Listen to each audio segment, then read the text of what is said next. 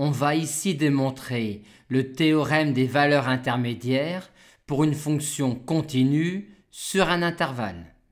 On va montrer que si alpha et bêta sont des réels atteints par petit f via des points x1, x2 de i, alors tout réel y strictement compris entre alpha et bêta sera également atteint par petit f via un point x0 dans le segment x1, x2 ou le segment x2, x1 selon que x1 est plus petit que x2 ou x2 plus petit que x1. Dans la démonstration, on suppose x1 strictement plus petit que x2 et on fera une démonstration analogue dans le cas contraire. En x1, on est ici et il va nous falloir, par un trajet continu, arriver là en x2. On pense donc que l'on va devoir, à un moment ou à un autre, traverser la droite orange. Et on pense que l'un des moments où cela va se produire est quand on va arrêter d'être en dessous la droite orange.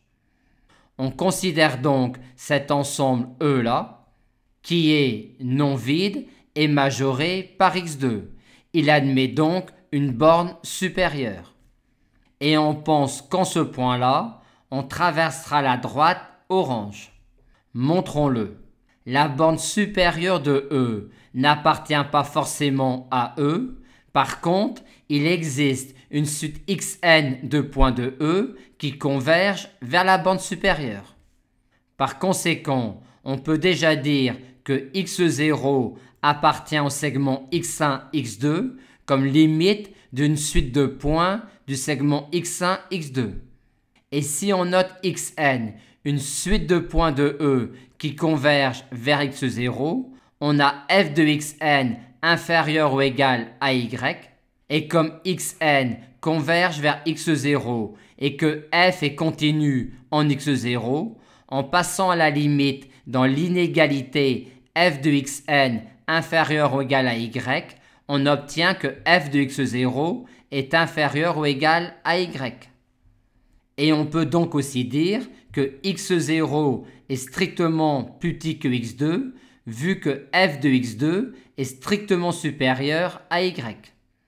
x0 étant en particulier un majorant de E, on a alors que tout réel x de x0, x2 n'appartient pas à E, et que donc pour tout x de x0, x2, on a f de x strictement supérieur à y.